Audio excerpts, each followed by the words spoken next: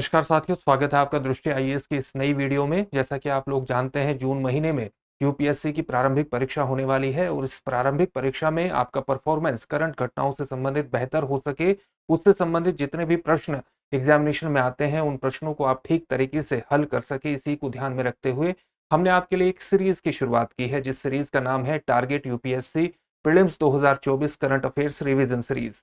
इस सीरीज के माध्यम से विभिन्न खंडों के अंतर्गत हम पिछले एक वर्ष की तमाम घटनाओं को समाहित करने का प्रयास कर रहे हैं, ताकि इन घटनाओं से संबंधित आपकी तैयारी संपूर्णता प्राप्त कर सके। आज हम जिस खंड पर बात करने वाले हैं वो पर्यावरण एवं पारिस्थितिकी और भूगोल खंड से जुड़ा हुआ है। तो चलिए प्रोग्राम की शुरुआत करते हैं और आज की पहली खबर पर चर्चा करते हैं। आज की हमारी पहली खबर एक चक्रवात से जुड़ी हुई है, एक साइक्लोन से जुड़ी हुई है, जिसका नाम है मोखा। इसको कई बार मोचा के नाम से भी संबोधित किया जाता है। तो इसके बारे में जानकारी हासिल करने का प्रयास करते हैं। ये हाल ही में आया था वर्ष 2023 में और इसने म्यांमार को विशेष तौर से प्रभावित किया। एक वेबसाइट है जिसको हम जानते हैं जूम अर्थ के नाम से। जूम अर्थ ने इसको सुपर साइक्लोन के रूप में परिभाषित किया है। जब हम सुपर साइक्लोन की बात करते हैं तो सुपर साइक्लोन में हम उन चक्रवातों को शामिल करते हैं जो वस्तुतः 220 किलोमीटर पर घंटा से 220 किलोमीटर पर घंटा की रफ्तार से ज्यादा की रफ्तार पकड़ लेते हैं, यानी 220 किलोमीटर पर आवर की स्पीड से अधिक चलने वाले, जिसमें पवनों की गति इतनी स्पीड की होती है, उस चक्रवात को हम सुपर साइक्लोन के रूप में परिभाषित करते हैं। वर्ष 2023 में ये पृथ्वी के अब तक के सबसे बड़े शक्तिशाली चक्रवात के रूप में परिभाषित इसको किया गया है। इसके बारे में और जानकारी हासिल करते हैं, जैसे इसकी उत्पत्ति कहाँ हुई। इसकी उत्पत्ति बंगाल की खाड़ी में हुई। मोचा नाम किसके द्वारा दिया गया है? मोचा नाम यमन से आया है और जिसका उच्चारण मोखा के रूप में भी किया जाता है। इसका नाम किस तरह से रखा? लाल सागर के एक बंदरगाह शहर के नाम पर इसका नाम रखा गया है और लाल सागर का ये बंदरगाह वहां पर कॉफी उत्पादन के लिए जाना जाता है। शहर का लोकप्रिय पेय कैफे मोचा के रूप में प्रसिद्ध है। इस चक्रवात में जो हवा की गति है वो लगभग 277 किलोमीटर प्रति घंटे की रिकॉर्ड की गई थी। इसके अलावा वर्ष 2020 में एक और चक्रवात आया था जिसको हम चक्रवात अम्फान के नाम से जानते हैं और उस चक्रवात में 268 से 270 किलोमीटर प्रति घंटे की रफ्तार पकड़ी थी, यानी वो भी सुपर साइक्लोन के रूप में परिभाषित किया गया था।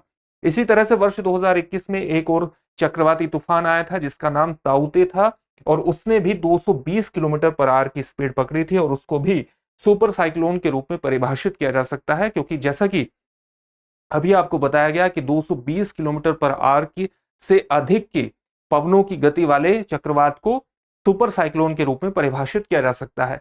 चक्रवात के बारे में अगर हम सामान्य जानकारी हासिल करें तो आप जानते हैं चक्रवात के केंद्र में एक निम्न वायुदाब का केंद्र बन जाता है, जिसके चारों ओर क्रमशः बढ़ते वायुदाब की संदाब रेखाएं होती हैं।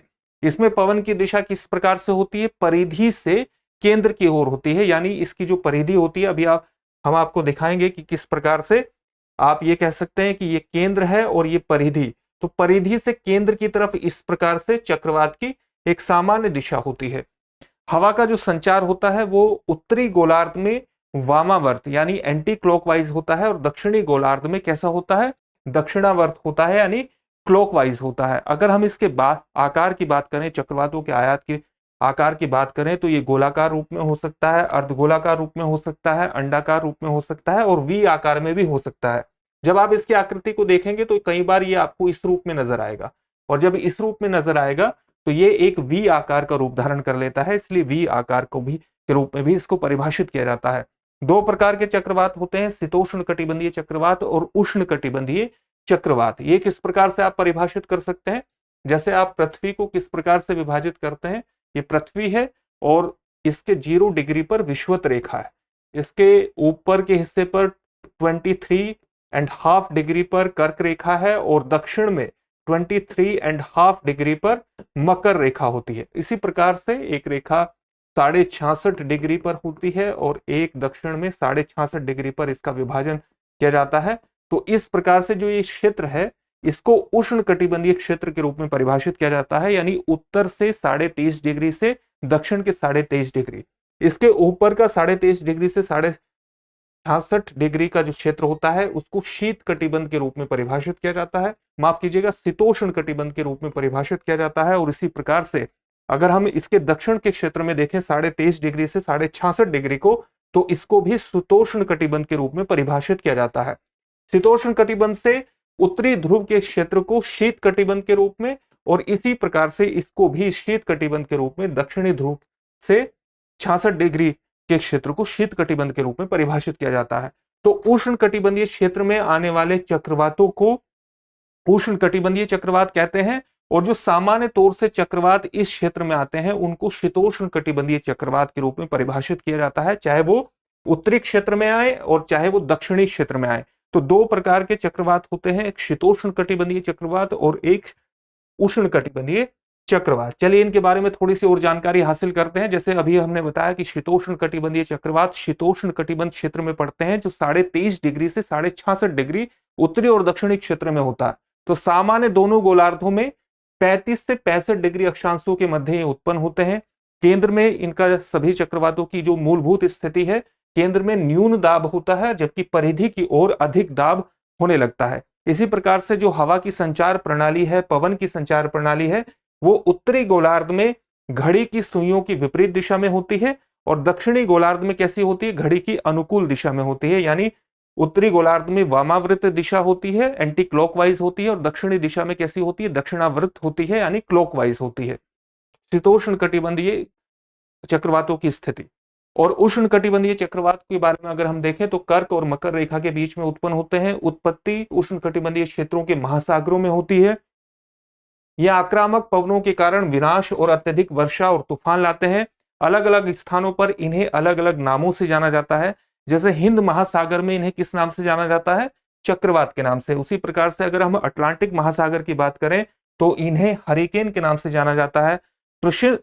पश्चिम प्रशांत के क्षेत्र में और दक्षिण चीन सागर में इनको टाइफून के नाम से जाना जाता है। वहीं अगर हम ऑस्ट्रेलिया की बात करते हैं तो इन्हें विली विलीज के नाम से जाना जाता है। तो ये महत्वपूर्ण तथ्य है जो आपको एग्जामिनेशन के दृष्टिकोण से याद होने चाहिए, और निश्चित रूप से इनसे संबंधित प्रश्न अलग अलग एग्जामिनेशन में, चाहे यूपीएससी की परीक्षा हो और चाहे पब्लिक सर्विस कमीशन की अन्य परीक्षाएं हो, उनमें ये प्रश्न पूछे जाते रहे हैं। अगर हम इनके उत्पत्ति और विकास के अनुकूल स्थितियों के बारे में बात करते हैं तो उत्पत्ति और विकास की कुछ अनुकूल स्थितियां इस प्रकार से हैं। जैसे एक वृहद समुद्री सतह पर अगर तापमान लगभग 27 डिग्री सेल्सियस से अधिक हो जाता है तो इस तरह की स्थितियां या चक्रवात की प्रारंभिक स्थितियों का निर्माण होना शुरू हो जाता है। साथ ही कोरियोलिस बल का होना भी एक महत्वपूर्ण संकेतक होता है। जब हम कोरियोलिस बल की बात करते हैं तो सामान्यतः इस बल को किस रूप में परिभाषित करेंगे, जैसे कि आप जानते हैं कि पृथ्वी अपने अक्ष पर घूर्णन करती है। पृथ्वी अपने अक्ष पर एक घूर्णन, एक चक्र पूरा करने में 24 घंटे का समय लेते हैं, और इसलिए हमारे जो एक दिन की अवधि होती है वो 24 घंटे की होती है। तो पृथ्वी अपने अक्ष पर घूर्णन के कारण, यानी पृथ्वी के अक्ष पर घूर्णन के कारण एक फोर्स उत्पन्न होती है जिसको हम कोरियोलिस बल कहते हैं। तो कोरियोलिस बल क्या कहता है, ये उत्तरी क्षेत्र में, ये भारत, ये 0 डिग्री अक्षांश हो गया, विषुवत रेखा होगी, तो ये उत्तरी गोलार्ध में हवाओं की दिशा को दाईं ओर मोड़ देता है, दाईं ओर मोड़ता है, और दक्षिणी गोलार्ध में हवाओं की दिशा को ये बाईं ओर मोड़ता है। इसका एक महत्वपूर्ण रोल ये होता है। तो कोरियोलिस बल का होना भी एक महत्वपूर्ण संकेतक माना जाता है, अनुकूल स्थितियों का निर्माण करता है। उसी प्रकार से जो ऊर्ध्वाधर पवनें होती हैं उनकी गति में कम अंतर होना, या आप कह सकते हैं कि जो हवाओं की दिशा है उसमें एक समानता होना।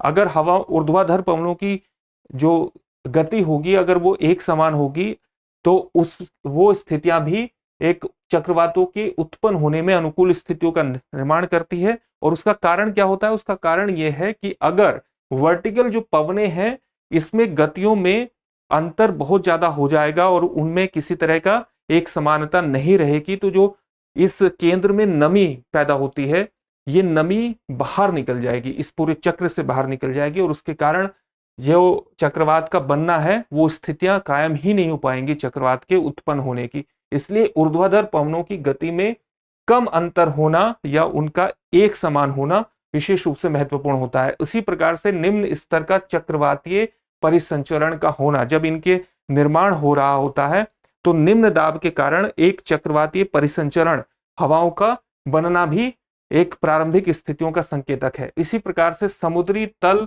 तंत्र पर एक ऊपरी अपसरण क्षेत्र बनता है। जैसे अगर आप ये देखेंगे तो हवाएं, ये केंद्र होता है और हवाएं इस तरह से अपसरित हो जाती हैं, चक्रवातों से इस तरह से अपसरित होती हैं और उसी के कारण अनुकूल स्थितियों का निर्माण चक्रवातों के बनने का होता है। इसकी विशेषता क्या है? इसकी विशेषता यह है कि केंद्र के चारों तरफ एक प्रबल स्पाइरल पवनों का परिसंचरण होता है। जैसे कि आप देख सकते हैं ये केंद्र है और इसके केंद्र के चारों तरफ इस तरह की पवनों का निर्माण होता है। आप सामान्य एक चित्र में यहां देख सकते हैं कि ये केंद्र है और पवनों का इस तरह से घुमावदार होता है और ये केंद्र की तरफ अभिमुख होती हैं। और इसके बारे में सामान्य तथ्य और ये हैं कि परिसंचरण प्रणाली का जो व्यास होता है, जो हवाओं की प्रणाली का पूरा व्यास, पूरा चक्र बनता है, वो 150 किलोमीटर से 250 किलोमीटर तक होता है। और इसमें जो प्रबल सर्पिल पवनें होती हैं, उसके केंद्र को कहा जाता है आई ऑफ द साइक्लोन के रूप में उसको परिभाषित किया जाता है। अगर बंगाल की खाड़ी, अरब सागर और हिंद महासागर की बात करते हैं तो व्यास यहाँ पर 600 किलोमीटर से लेकर 1200 किलोमीटर भी हो सकता है। तो ये चक्रवात की कुछ महत्वपूर्ण विशेषताएं हैं। प्रति चक्रवात के बारे में भी आपने सुना होगा। प्रति चक्रवात उस स्थिति को कहते हैं जो बिल्कुल चक्रवातों के विपरीत होती है। एंटी साइक्लोन के रूप में इनको परिभाषित किया जाता है। और जब हम एंटी साइक्लोन की बात करते हैं तो जिस प्रकार से चक्रवात के केंद्र में निम्न वायुदाब का क्षेत्र बनता है, उसी प्रकार से प्रति चक्रवात के केंद्र में एक उच्च वायुदाब का क्षेत्र बनता है। और उच्च वायुदाब का क्षेत्र बनने के बाद इसके जो आसपास की पवनें होती हैं वो हल्की होती हैं, क्योंकि वहां पर निम्न वायुदाब का क्षेत्र होता है। तो ये साफ मौसमी दशाओं को संकेतित करता है। इसका क्षेत्र भी काफी बड़ा होता है।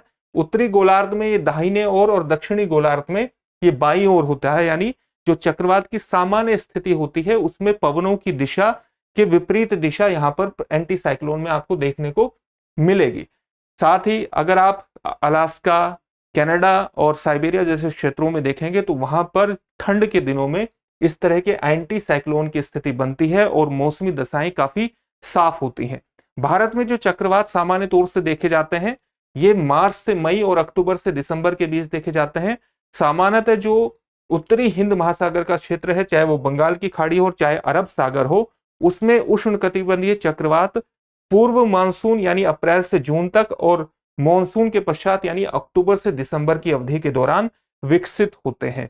तो ये चक्रवातों के बारे में कुछ सामान्य स्थिति थी और इनसे संबंधित अगर कोई भी प्रश्न आता है तो हमें पूरी उम्मीद है कि उस प्रश्न को आप हल करने में सक्षम होंगे। अपने अगली खबर को देखते हैं। अगली खबर हमारी उत्तरी और दक्षिणी ध्रुव की एक परिघटना से जुड़ी हुई है। इस परिघटना को हम औरोरा के नाम से जानते हैं। तो ये एक चमकदार परिघटना है और इसका एक चित्र, सामान्य चित्र आप यहां देख सकते हैं। तो ये किस कारणों से होती है उस कारणों पर हम बात करेंगे, लेकिन उससे पहले आपको ये बता दें कि ये उत्तरी ध्रुव पर औरोरा बोरियालिस के नाम से जानी जाती है और दक्षिणी ध्रुव पर इसको औरोरा ऑस्ट्रेलिस के नाम से जाना जाता है। अब ये बनता किस तरह से है? ये बनता इस तरह से है कि वायु के अणुओं और सूर्य के आवेशित कणों के बीच टकराव के कारण इसका निर्माण होता है। यानी वायु के अणुओं के बीच और सूर्य के प्रकाश से जो आवेशित कण होते हैं, उन आवेशित कणों के टकराव के कारण ये पैदा होता है। और सूर्य के जो ये आवेशित कण हैं, ये वस्तुतः पृथ्वी के चुंबकीय क्षेत्र में फंस जाते हैं। यानी जब पृथ्वी के चुंबकीय क्षेत्र में सूर्य के आवेशित कण फंस जाते हैं और उनका टकराव वायु के अणुओं से होता है, तो इस तरह की परिघटनाओं का, औरोरा जैसी परिघटनाओं का निर्माण होता है। ये रात्रि के समय आकाश में एक शानदार दृश्य प्रदान करते हैं, जैसा कि आप देख सकते हैं। इसके बारे में कुछ और तथ्यों की बात करें तो औरोरा जो है ये ऑक्सीजन और नाइट्रोजन जैसी गैसों और कणों से मिलकर बनते हैं। इन कणों के वायुमंडल से टकराने से प्रकाश के रूप में ऊर्जा उत्सर्जित होती है। साथ ही औरोरा में देखे गए रंग गैस के प्रकार और उसके टकराव की ऊंचाई पर भी निर्भर करते हैं। ये कुछ सामान्य तथ्य औरोरा के बारे में आपके सामने प्रस्तुत किए गए हैं। इसमें अलग अलग प्रकार के रंग भी आप देख सकते हैं। सामान्य तौर से जो रंगों की अवस्थिति है वो हरा, लाल और पीले रंग की अवस्थिति देखने को मिलती है। अब एक नई खबर की तरफ चलते हैं। एक और खबर जो एक नदी से जुड़ी हुई है, जिस नदी का नाम है चीटे लुई नदी। ये कहां पर स्थित है? ये भारत के पूर्वोत्तर राज्य मिजोरम में स्थित है। कारण चर्चा में लगातार क्यों रही? क्योंकि शहरीकरण के कारण इसमें डंपिंग की घटनाएं घटनाओं में बेहद बढ़ोतरी देखी गई, यानी नदी प्रदूषण और क्षरण का इसको सामना करना पड़ रहा है। और उसका सामना क्यों करना पड़ रहा है? अनियोजित शहरीकरण, अतिक्रमण और इसके किनारे पर स्थित व्यवसायों के कारण इसको सामना करना पड़ रहा है। ये लगभग 1000 मीटर की ऊंचाई पर एक जलोढ़ घाटी में स्थित है। इसका उद्गम कहां से होता है? उद्गम होता है उत्तरी आइजोल में बावंग कोन रेंज से इसका उद्गम होता है। उसी प्रकार से ये लगभग 20 किलोमीटर तक बहती है और 20 किलोमीटर बहने के बाद ये मिजोरम की ही तुईरियल नदी में मिल जाती है। इसके बारे में कुछ और अगर तथ्यों की बात करें तो शहरी आबादी द्वारा उत्पन्न विभिन्न प्रकार के अपशिष्ट के नदी में डंप किए जाने के कारण इसकी ये स्थिति पर्यावरणीय रूप से ह्रास की स्थिति देखी गई है और इसकी सुरक्षा के लिए प्रयास किए गए हैं। सुरक्षा के दृष्टिकोण से जिस संगठन ने हाल ही में इसमें कदम उठाए हैं उस संगठन का नारा है Zoram research foundation. Zoram research foundation के द्वारा ही प्रदूषण से बचाव के लिए पहल की गई है। ये एक गैर लाभकारी संगठन है और मिजोरम में पारंपरिक जल प्रबंधन के लिए काम करता है।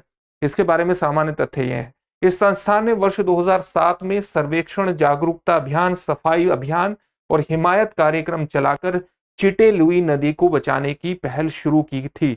यानी इसने किस कार्यक्रम को शुरू किया था? हिमायत कार्यक्रम की भी इसने शुरुआत की थी। कुछ और तथ्यों को देखते हैं। मिजोरम सरकार ने इसके लिए एक अधिनियम भी पारित किया था। कब पारित किया था? वर्ष 2018 में। इस अधिनियम का क्या नाम था? चिटे लुई जल प्रदूषण की रोकथाम और नियंत्रण। ये कानून जानवरों के शवों, जैव चिकित्सा अपशिष्ट या किसी भी अपशिष्ट को नदी में फेंकने पर रोक लगाता है। अगर हम इसके संबंध में अन्य तथ्यों को जानने का प्रयास करें तो वो तथ्य इस प्रकार से हैं कि ये मिजोरम की सबसे बड़ी नदी, अगर मिजोरम की सबसे बड़ी नदी की बात करें तो छिमतुई मुई नदी है जिसकी लंबाई 138.46 किलोमीटर है। इसका जो उत्पत्ति स्थल है वो म्यांमार यानी बर्मा है और इसकी 4 सहायक नदियां हैं। मिजोरम की अगर 4 सबसे प्रमुख नदियों की बात करें तो मिजोरम की प्रमुख नदियों में आता है तलांग, तुईरियल और तुईवल, जो उत्तरी क्षेत्र से गुजरती हैं और अंततः असम की जो बराक घाटी है उसमें मिल जाती हैं। तो ये मिजोरम की नदियों के बारे में, कुछ महत्वपूर्ण नदियों के बारे में कुछ सामान्य तथ्य आपके सामने थे। चलिए अगली खबर की तरफ लौटते हैं और अगली खबर हमारी एक उल्का पिंड से जुड़ी हुई है जिसको हम यूरेलाइट के नाम से जानते हैं। तो ये क्यों चर्चा में आया? क्योंकि हाल ही में एक अध्ययन हुआ और अध्ययन में यह पाया गया कि मध्य प्रदेश का जो एक क्रेटर है जिसको हम ढाला क्रेटर के नाम से जानते हैं उसका निर्माण यूरेलाइट नामक उल्का पिंड से हुआ है।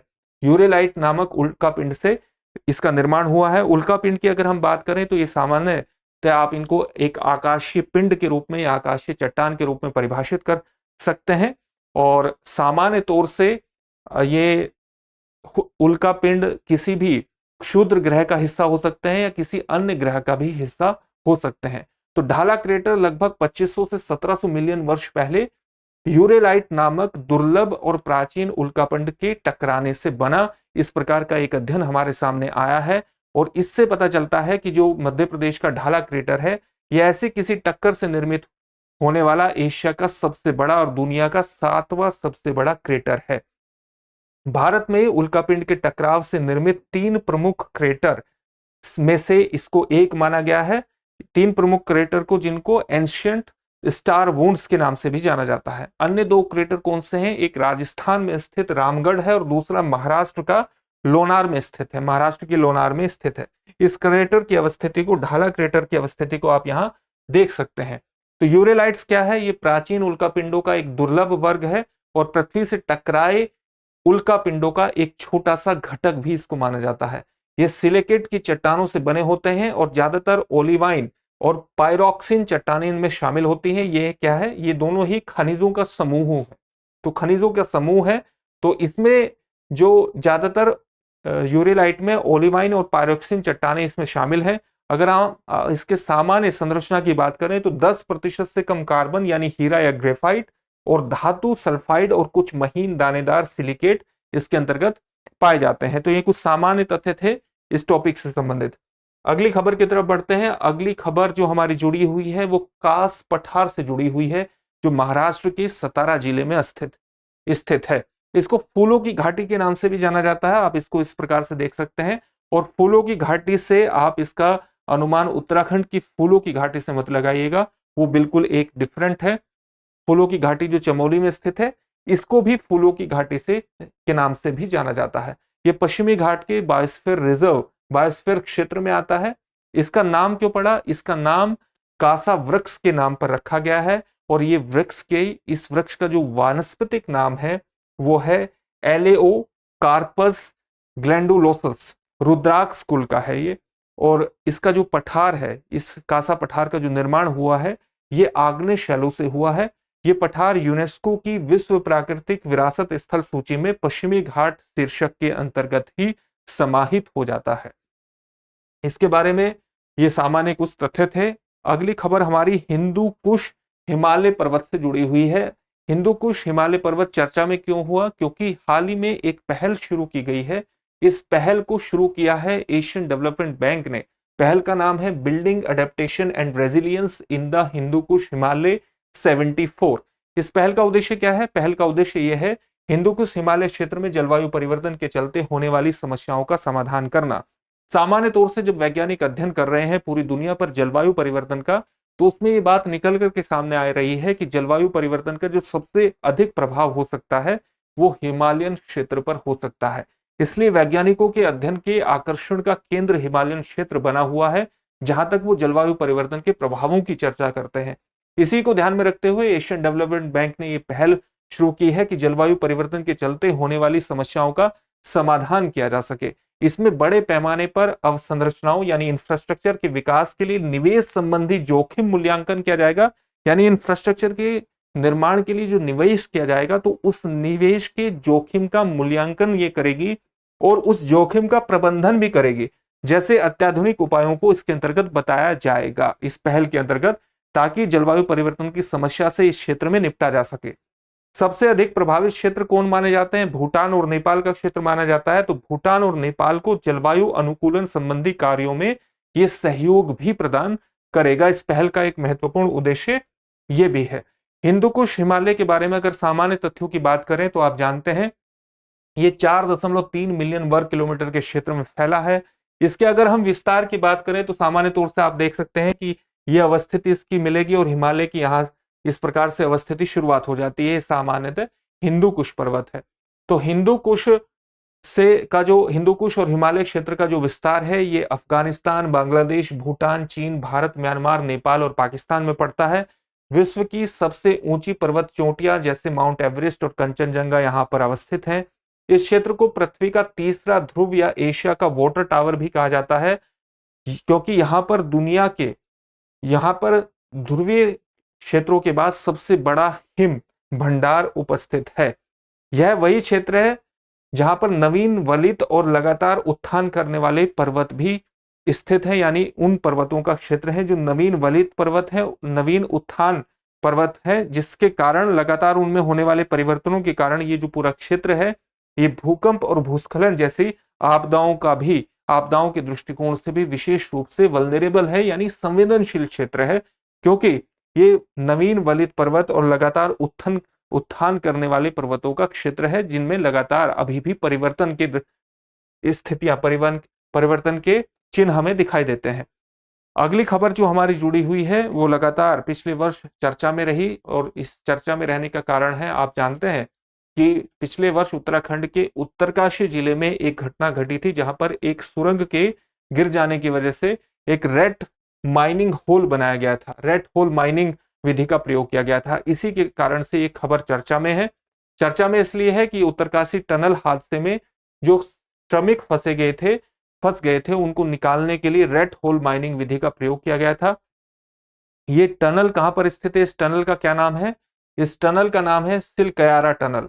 इसमें ढह चुके हिस्से में 10 से 12 मीटर गहराई तक शेष बचे मलबे में सुरक्षित मार्ग बनाने के लिए क्षैतिज ड्रिलिंग की गई थी, यानी हॉरिजॉन्टल ड्रिलिंग की गई थी, और उस हॉरिजॉन्टल ड्रिलिंग के माध्यम से रेट होल माइनिंग का उपयोग किया गया था। यानी रेट होल माइनिंग बनाई गई थी जिससे फंसे हुए मजदूरों को वहां से निकाला जा सके। यह टनल उत्तराखंड में 4 धाम मार्ग परियोजना का हिस्सा है, और यह महत्वपूर्ण तथ्य है। रेट होल माइनिंग में जमीन में संकीर्ण सुरंग बनाई जाती है। इसके प्रयोग के बारे में भी बात करेंगे कि क्यों इसका प्रयोग किया जाता है। ये सुरंगें आमतौर पर इतनी कम चौड़ाई की होती हैं कि केवल एक व्यक्ति ही इसमें प्रवेश कर सकता है या एक व्यक्ति को ही निकाला जा सकता है। इन सुरंगों का इस्तेमाल कब होता है?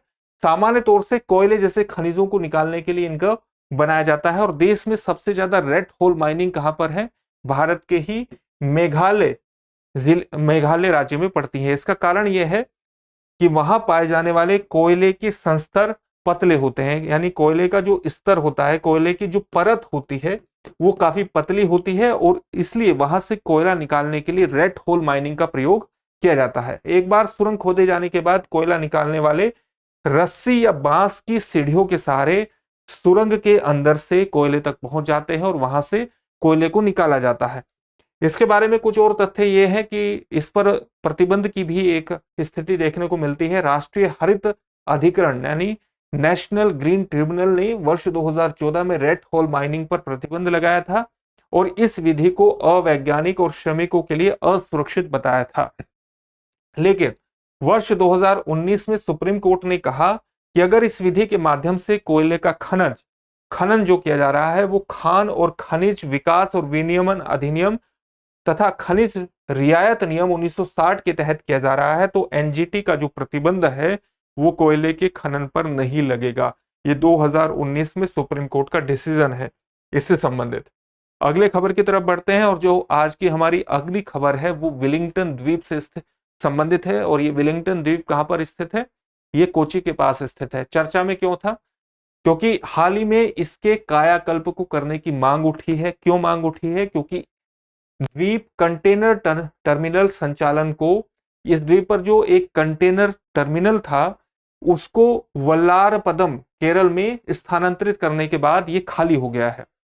इसकी अवस्थिति कहां पर है? कोची शहर के नजदीक ये स्थित है और भारत के सबसे बड़े मानव निर्मित द्वीपों में से एक है। इस द्वीप का निर्माण कब किया गया था? द्वीप का निर्माण किया गया था 1933 में और इसका जो नाम रखा गया था वो भारत के viceroy governor general Lord Willingdon के नाम पर रखा गया था। लॉर्ड विलिंगटन ने कब से कब तक शासन किया था? 1931 से 1936 तक वो भारत के वॉइसरॉय या गवर्नर जनरल थे। इस द्वीप का निर्माण आधुनिक कोची बंदरगाह बनाने के लिए प्रसिद्ध वेम्बनाड झील को गहरा करने के दौरान निकाली गई मिट्टी से किया गया था। यानी कोची बंदरगाह बनाने के लिए जो वेम्बनाड झील को गहरा करने के लिए मिट्टी निकाली गई थी, उस मिट्टी से ही इस द्वीप का निर्माण हुआ था। वेम्बनाड झील के बारे में कुछ सामान्य तथ्यों को जानना विशेष रूप से महत्वपूर्ण है, क्योंकि इस तरह के प्रश्न पूछने की प्रवृत्ति यूपीएससी में लगातार बढ़ती जा रही है। तो वेम्बनाड झील को कई नामों से जाना जाता है, जैसे वेम्बनाड कयाल, वेम्बनाड कोल, कुटनाड में इसको पुन्नमदा झील के नाम से जाना जाता है और वहीं इसको कोची में कोची झील के नाम से भी जाना जाता है। केरल के कई जिलों में फैली हुई है। इसकी लंबाई 2033.02 किलोमीटर है। इस झील के जो पानी आता है वो 4 नदियों से आता है, जिन नदियों का नाम है मीनाचिल, अचनकोविल, पंपा और मणिमाला। ये 4 नदियां हैं। इसी प्रकार से एक संकीर्ण द्वीप द्वारा अरब सागर से ये अलग होती है और केरल में एक बैक वाटर स्ट्रेच लेगून दरार का भी ये निर्माण करती है। वेम्बनाड झील की एक सामान्य अवस्थिति आप यहां देख सकते हैं। इस प्रकार से ये केरल में फैली हुई है। इसके बारे में अगर हम कुछ और तथ्यों की बात करें तो कुछ और तथ्य इस प्रकार से है कि एक आपने सुना होगा स्नेक बोट रेस। तो वो स्नेक बोट रेस भी हर वर्ष अगस्त माह में इस झील में आयोजित होती है और इसको हम वल्लम काली के नाम से जानते हैं, यानी नेहरू ट्रॉफी बोट रेस। साल 2002 में इसे अंतर्राष्ट्रीय महत्व की आर्द्र भूमि की सूची में शामिल किया गया था। रामसर अभिसमय यानी रामसर कन्वेंशन द्वारा अंतर्राष्ट्रीय महत्व की आर्द्र भूमि की सूचियों की एक पूरी सूची जारी की जाती है। और रामसर कन्वेंशन कब अस्तित्व में आया था? 1971 में ईरान के रामसर में अस्तित्व में आया और 1975 में पूरी तरह से कन्वेंशन लागू हुआ। रामसर कन्वेंशन के अंतर्गत ही अंतर्राष्ट्रीय महत्व की आर्द्र भूमियों की पहचान की जाती है, उनकी सूची जारी की जाती है। तो वेम्बनाड झील जो है 2002 में अंतर्राष्ट्रीय महत्व की आर्द्र भूमि की सूची में शामिल हुई और सुंदरबन के बाद भारत का दूसरा सबसे बड़ा रामसर स्थल इसको माना जाता है। भारत सरकार ने राष्ट्रीय आर्द्र भूमि संरक्षण कार्यक्रम यानी नेशनल वेटलैंड्स कंजर्वेशन प्रोग्राम के तहत वेम्बनाड आर्द्र भूमि की पहचान की है और इसी प्रकार से एक महत्वपूर्ण पक्षी अभयारण्य भी यहाँ पर स्थित है, जिसको हम कुमारकोम के नाम से जानते हैं। तो कुमारकोम पक्षी अभयारण्य झील के पूर्वी तट पर स्थित है। अगली खबर की तरफ बढ़ते हैं। अगली खबर जो है हमारी, वो हिंद महासागर द्विध्रुव यानी Indian ocean dipole El Nino से जुड़ी हुई है। ये खबर दरअसल पिछले साल की है, और पिछले साल की भले ही हो, लेकिन इसमें कुछ कॉन्सेप्ट ऐसे हैं जो आपको समझने चाहिए, और यूपीएससी में इससे संबंधित प्रश्न पूछे जाते हैं। जैसे इंडियन ओशन डाइपोल के बारे में भी प्रश्न पहले भी यूपीएससी में पूछा जा चुका है। अल नीनो और ला नीना पर भी प्रश्न पूछे जाते रहे हैं। तो वर्ष 2023 में अल नीनो पहले से ही प्रशांत महासागर में मजबूती से सक्रिय हो गया था, लेकिन उसके बावजूद जो अलग अलग मौसम विभाग की एजेंसियां थी, उन्होंने एक धनात्मक Indian ocean dipole, positive Indian dipole विकसित होने की संभावना प्रकट की। इंडियन ओशन डाइपोल पश्चिमी हिंद महासागर और पूर्वी हिंद महासागर के बीच समुद्र के सतही तापमान में अंतर को दर्शाता है, और इसे ध्रुव ध्रुव भी कहते हैं। जैसे आप ये देख रहे हैं, ये हिंद महासागर है, ये भारत का नक्शा आप देख रहे होंगे। तो सामान्य तौर से जो इस पश्चिमी हिंद महासागर का हिस्सा है और जो पूर्वी हिंद महासागर का हिस्सा है, इसमें जो तापमान का अंतर है, सतही तापमान, समुद्र के सतही तापमान का जो अंतर है, ये अंतर एक द्विध्रुव की स्थिति पैदा कर देता है, और इसी को सामान्य तौर से हम इंडियन ओशन डाइपोल के नाम से परिभाषित करते हैं। अभी हम इसके धनात्मक और ऋणात्मक पक्षों को भी देखने का प्रयास करेंगे। तो आपने ये समझ लिया। सामान्य तौर से क्या होता है कि सामान्य वर्ष में पश्चिमी प्रशांत महासागरीय क्षेत्र से गर्म जल हिंद महासागर में प्रवेश करता है। सामान्य स्थिति क्या होती है कि जो पश्चिमी प्रशांत महासागर है, उसमें उससे गर्म जल, पश्चिमी प्रशांत महासागरीय जल से गर्म जल हिंद महासागर में प्रवेश करता है। तो हिंद महासागर में जब वो प्रवेश करेगा तो पूर्वी हिंद महासागर में करेगा। इससे वहां की वायु गर्म होकर ऊपर उठती है और वायु परिसंचरण को मजबूत करती है। अगर वहां की वायु गर्म होकर के ऊपर उठेगी तो जाहिर सी बात है कि जो हिंद महासागर का पश्चिमी हिस्सा है, वहां से ठंडी वायु उसकी तरफ बहेगी। अल नीनो के दौरान प्रशांत महासागर का पश्चिमी भाग सामान्य रूप से अधिक ठंडा हो जाता है। अल नीनो को हम किस तरीके से परिभाषित करते हैं? जैसे सामान्य तौर से ये प्रशांत महासागर है, यहाँ पर उत्तर और दक्षिण अमेरिका है, और यहाँ पर प्रशांत महासागर ऑस्ट्रेलिया, न्यूजीलैंड, ऑस्ट्रेलिया और चीन और जापान जैसे देश अवस्थित हैं। तो सामान्य तौर से ये प्रशांत ये 0 डिग्री विषुवत रेखा है। तो यहाँ पर पेरू के तट के नजदीक, विषुवत रेखा के नजदीक जो समुद्री सतह का तापमान है, ये सामान्य रूप से सामान्यतः अधिक गर्म होना शुरू हो जाता है। अगर सतही तापमान सामान्य तापमान से अधिक मात्रा में उष्ण होना शुरू हो जाए, गर्म होना शुरू हो जाए, तो इधर से ठंडी वायु इस प्रकार से बहने लगती है। तो ये पूरा एरिया क्या हो जाता है, ये सामान्यतः ठंडा हो जाता है। तो यही वो बात यहाँ पर कही गई है कि अल नीनो के दौरान प्रशांत महासागर का पश्चिमी भाग सामान्य रूप से क्या हो जाता है, ठंडा हो जाता है, और इसके कारण हिंद महासागर का जो पूर्वी भाग है वो भी सामान्य रूप से ठंडा हो जाता है। यानी हिंद महासागर का ये जो हिंद महासागर का पूर्वी भाग है, ये भी सामान्य रूप से ठंडा हो जाता है। अगर ये ठंडा हो जाता है, इससे धनात्मक इंडियन ओशन डाइपोल का निर्माण होता है। धनात्मक का क्यों होता है? क्योंकि इससे फिर क्या है कि ये हिस्सा जब गर्म होता है और ये अधिक ठंडा होता है, तो वायु परिसंचरण इस प्रकार से बनता है, और ये भारत में मॉनसून और पूर्वी अफ्रीका के तटों पर अधिक बारिश का कारण भी बनता है। जब पूर्वी हिंद महासागर की तुलना में पश्चिमी हिंद महासागर बहुत अधिक गर्म हो जाता है, तो इसे धनात्मक इंडियन ओशन डाइपोल के नाम से जानते हैं। यानी जो पश्चिमी हिस्सा है ये अधिक वार्मर हो जाता है हिंद महासागर का, और ये ठंडा हो जाता है क्योंकि यहां से कूलर वाटर आता है।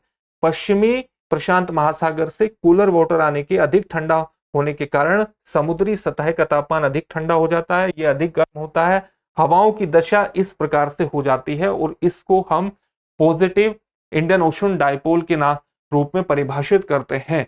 इसी प्रकार से ऋणात्मक इंडियन ओशन डाइपोल भी निर्मित होता है। ऋणात्मक का मतलब क्या है? जब ये हिस्सा ज्यादा गर्म हो जाता है और ये हिस्सा ठंडा होता है, तो वायु परिसंचरण प्रणाली इस प्रकार से होती है। ये हिस्सा ज्यादा गर्म कब होगा? जब पूर्व पश्चिमी प्रशांत महासागर का जो हिस्सा है ये ज्यादा गर्म हो जाए और वो गर्म पानी इस प्रकार से स्थित हो जाए। तो इसको हम नेगेटिव इंडियन ओशन डाइपोल से जुड़ा हो नेगेटिव इंडियन डाइपोल के रूप में परिभाषित करते हैं। और ये जो हिंद प्रशांत महासागर की अवस्थिति है, जब यहाँ का पानी ज्यादा गर्म हो जाता है तो इसको हम ला नीना के रूप में परिभाषित करते हैं। ला नीना की एक ऐसी अवस्थिति है जब अभी आपको बताया गया था कि पूर्वी प्रशांत महासागर के विषुवतीय क्षेत्र का जो पानी है ये सामान्य रूप से अधिक ठंडा हो जाता है। जब वो ठंडा होगा तो इधर वाला पानी ज्यादा गर्म होगा, ये पानी इधर आएगा और ये ज्यादा वार्मर हिस्सा होगा, तो ये नेगेटिव इंडियन डाइपोल का निर्माण करता है। जो धनात्मक इंडियन ओशन डाइपोल है ये अफ्रीकी तट पर और भारतीय उपमहाद्वीप में वर्षा होने में भी मदद करता है। तो दोनों, एक लानिना की जो घटना है वो ऋणात्मक इंडियन ओशन डाइपोल से जुड़ी हुई है और जो एल नीनो की घटना है वो धनात्मक इंडियन ओशन डाइपोल से भी संबंधित होती है। चलिए अगली खबर की तरफ बढ़ते हैं। अगली खबर क्या है? जम्मू कश्मीर और लद्दाख में भूकंप से संबंधित है। हाल ही में आपने देखा होगा कि जम्मू एंड कश्मीर में वर्ष 2023 में 24 घंटे के भीतर कम तीव्रता के कई भूकंप देखे गए और इनका जो कारण माना गया, इनका कारण ये माना गया कि आप जानते होंगे कि जो हिमालय क्षेत्र है उसमें टेक्टोनिक प्लेट्स की गतिविधियों के कारण हिमालय क्षेत्र भूकंप के प्रति अधिक असुरक्षित माना जाता है। इसमें क्या है कि भारतीय जो प्लेट है, भारतीय जो टेक्टोनिक प्लेट है, ये उत्तर और उत्तर पूर्व दिशा में यूरेशियन प्लेट के नीचे उसका सबडक्शन हो रहा है, उसके नीचे जा रही है और सामान्य रूप से इसके कारण यह माना जा रहा है कि हिमालयन क्षेत्र में ज्यादा भूकंप आते हैं। हिमालय के दक्षिण में 3 प्रमुख टेक्टोनिक यूनिट्स हैं जिनको हम main central thrust, main boundary thrust और हिमालयन फ्रंटल थ्रस्ट या मेन फ्रंटल थ्रस्ट के नाम से जानते हैं। सामान्य अवस्थिति आप यहां देख सकते हैं कि किस प्रकार से जो मेन सेंट्रल थ्रस्ट है इन सब में सबसे ऊंचाई पर स्थित है और सबसे पुराना मेन सेंट्रल थ्रस्ट सबसे ऊंचाई पर स्थित है और सबसे पुराना इसको माना जाता है। उत्तर पश्चिम से दक्षिण पूर्व में फैला हुआ है, उत्तर पश्चिम से दक्षिण पूर्व में फैला हुआ है और उत्तर की ओर क्षेपित भ्रंश है, यानी उत्तर की ओर इसको प्रोजेक्टेड माना जाता है। इसी प्रकार से अगर हम मेन सेंट्रल थ्रस्ट की ही बात करें तो ये इसी की बात करें तो ये महान हिमालय और लघु हिमालय के बीच स्थित है। हिमालय की जो 3 श्रेणियां हैं वो 3 श्रेणियां प्रमुख है। जैसे हिमालय की ये 3 श्रेणियां हैं, जो सबसे ऊपरी श्रेणी है इसको हम महान हिमालय के नाम से जानते हैं, जो बीच की श्रेणी है इसको हम लघु हिमालय या हिमाचल हिमालय के नाम से जानते हैं और जो सबसे दक्षिणी श्रेणी है इसको हम शिवालिक हिमालय के नाम से, शिवालिक श्रेणी के नाम से जानते हैं। तो ये जो मेन सेंट्रल थ्रस्ट है ये वस्तुतः अगर आप इसको देखें तो महान हिमालय और लघु हिमालय के बीच की अवस्थिति को रिप्रेजेंट करता है। इसी प्रकार से अगर हम मेन बाउंड्री थ्रस्ट की बात करें तो ये लघु हिमालय और शिवालिक हिमालय के को अलग करता है। तो ये है मेन बाउंड्री थ्रस्ट, तो ये लघु हिमालय और शिवालिक हिमालय को अलग करता है। उसी प्रकार से हिमालयन फ्रंट थ्रस्ट की अगर हम बात करें तो ये सबसे दक्षिण में स्थित है और सबसे नया भ्रंश है। तो शिवालिक श्रेणी को ही हम सबसे नई श्रेणी के रूप में परिभाषित भी करते हैं और ये तीनों ही भ्रंश जो है, तीनों ही जो थ्रस्ट हैं, ये एक ही बेसल डिटैचमेंट प्लेन का हिस्सा है। बेसल डिटैचमेंट प्लेन जो है ये भूभौतिकीय भाषा में इसको हम डिकॉलमेंट के रूप में भी परिभाषित कर सकते हैं। यानी सामान्य रूप से आप ये 2 चट्टानों की अवस्थिति देख सकते हैं और 2 चट्टानों की अवस्थिति के बीच में इसको एक ग्लाइडिंग परत को आप कह सकते हैं, ये ग्लाइडिंग परत होती है और इसको सामान्यतः बेसल डिटैचमेंट प्लेन के रूप में भी, बेसल डिटैचमेंट प्लेन के रूप में इसको परिभाषित किया जाता है। और इसके कारण जो है ऊपरी परत और दक्षिणी परत, जो निचली परत है उसमें परिवर्तन होते हैं और उससे उनमें अंतर भी आता है, उनमें वलन होता है और विरूपण की घटनाएं इसके कारण हमारे सामने आती है। अगर हम भूकंप के सामान्य तथ्यों की बात करें तो भूकंप का सामान्य अर्थ क्या है? पृथ्वी के कंपन से है, एक प्राकृतिक घटना है और पृथ्वी के अंदर से ऊर्जा निकलने के कारण तरंगे उत्पन्न होती हैं जो सभी दिशाओं में फैलकर पृथ्वी को कंपित करती हैं। भूकंप से उत्पन्न तरंगों को भूकंपीय तरंगे कहते हैं और जो पृथ्वी की सतह पर गति करती हैं, भूकंपीय तरंगे जो हैं उनको किस तरह से मापा जाता है? सिस्मोग्राफ के माध्यम से मापा जाता है। इसके बारे में अगर हम कुछ और तथ्यों को देखें तो वह है कि पृथ्वी की सतह के ऊपर वह स्थान जहां भूकंपीय तरंगे सबसे पहले पहुंचती हैं, तो भूकंप की तरंगे जहां पर पृथ्वी की सतह पर सबसे पहले पहुंचती है तो हम उसको एपिसेंटर के रूप में परिभाषित करते हैं, यानी अधिकेंद्र के रूप में। भूकंप को सामान्यतः 4 प्रकारों में विभाजित किया जाता है। फोल्ट जोन भूकंप, यानी जहां पर फोल्ट जोन अवस्थित होता है वहां पर फोल्ट जोन के कारण जो भूकंप आते हैं, प्लेटों के खिसकने के कारण यानी विवर्तनिक भूकंप, ज्वालामुखी फटने के कारण जो भूकंप आते हैं उनको ज्वालामुखी भूकंप के नाम से परिभाषित किया जाता है। और कई बार मानवीय गतिविधियों के कारण यानी मानव प्रेरित भूकंप के रूप में भी इसको, मानवीय गतिविधियों के कारण अगर किसी ऐसे स्थान पर मानवीय गतिविधियां संचालित हैं जहां पर नहीं होनी चाहिए तो वो भी भूकंप का कारण बन सकती है। जैसे किसी पहाड़ में, पहाड़ की संरचना में परिवर्तन या कि अधिक से अधिक पेड़ों की कटाई करना, तो मानव प्रेरित भूकंप भी एक प्रकार है। इसी प्रकार से जो भूकंप की तीव्रता है वो रिक्टर पैमाने पर मापी जाती है और भूकंप को 4, भारत में जो भूकंप है उसमें 4, भारत में आने वाले जो भूकंप हैं भारत के संपूर्ण क्षेत्र को 4 भूकंपीय क्षेत्रों के रूप में परिभाषित किया गया है। पहले 5 के रूप में परिभाषित किया जाता था, लेकिन अब उसको 4 के रूप में परिभाषित किया जाता है। भूकंप जोन 2nd, 3rd, 4th और 5th के रूप में परिभाषित किया जाता है। तो सामान्य तौर से हम देख सकते हैं यहाँ पर एक नक्शे के माध्यम से देखेंगे कि किस प्रकार से ये 4 जोन है, जोन 2nd, 3rd, 4th और 5th। तो जोन्स जो नॉर्थ ईस्ट का इलाका, इसी प्रकार से ये भारत का उत्तराखंड का क्षेत्र, इसी तरह से ये हिमाचल और जम्मू के क्षेत्र में ये जो पूरे जोन आप देख रख सकते हैं, जम्मू एंड कश्मीर के क्षेत्र में कच्छ का क्षेत्र, इसको जोन 5 में रखा जाता है। और ये सबसे हाई रिस्क जोन होता है जहां पर भूकंप आने की संभावना न केवल ज्यादा होती है बल्कि ज्यादा इंटेंसिटी के भूकंप आते हैं, ज्यादा घनत्व के भूकंप आते हैं और काफी नुकसान उसमें होने की संभावना रहती है। इसी प्रकार से जोन 4 को भी हाई रिस्क जोन में रखा जाता है। जोन 4 के रूप में ये आप स्थिति देख सकते हैं जहां पर एक डार्क येलो की अवस्थिति है। उसी प्रकार से जोन 3rd में मॉडरेट रिस्क, सामान्य रिस्क वाला क्षेत्र होता है।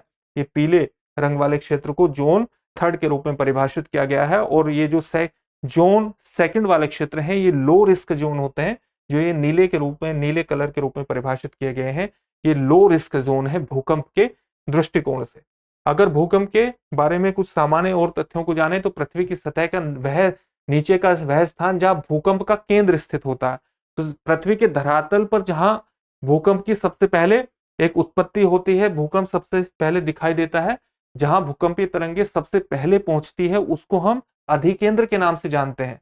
लेकिन जहां से भूकंप की उत्पत्ति होती है वह स्थान जो भूकंप का नीचे, पृथ्वी की सतह के नीचे जो स्थित होता है, जहां से भूकंप की उत्पत्ति हुई है, उसको हम हाइपोसेंटर के नाम से परिभाषित करते हैं। इसी प्रकार से भूकंपीय तरंगे भी 3 प्रकार की तरंगे होती हैं। प्राथमिक तरंगे जिनको अनुदैर्ध्य तरंगों के रूप में परिभाषित किया जाता है, द्वितीयक तरंगे यानी अनुप्रस्थ तरंगे और धरातलीय तरंगे। भारतीय जो मानक ब्यूरो है, ब्यूरो ऑफ इंडियन स्टैंडर्ड्स ने पहले 2 क्षेत्रों को एक साथ मिलाकर देश को 4 भूकंपीय क्षेत्रों में परिभाषित किया है। पहले 2 क्षेत्रों का क्या मतलब है कि जो जोन 1 और जोन 2nd होता था उसको 1 के रूप में परिभाषित कर दिया और अब भारत में 4 जोन बनाए गए हैं भूकंप के, zone 2nd, zone 3rd, zone 4 और जोन 5। जो ब्यूरो ऑफ इंडियन स्टैंडर्ड है ये भूकंपीय खतरे के नक्शे और कोड को प्रकाशित करने हेतु एक आधिकारिक एजेंसी है और ये एक महत्वपूर्ण तथ्य है जो आपको पता होना चाहिए। तो ये कुछ खबरें थी जो पिछले 1 वर्ष की तमाम घटनाओं को हमने इस प्रोग्राम में समेटने का प्रयास किया है और काफी विस्तार में हम प्रोग्राम अलग अलग घटनाओं के गए हैं ताकि उनसे संबंधित, उन घटनाओं से संबंधित अगर कोई प्रश्न स्टैटिक पोर्शन का भी आता है तो उस प्रश्न को आप अपनी परीक्षा में हल कर सकें और आपका प्रश्न सही हो सके, आप अपनी परीक्षा को क्वालिफाई कर सकें।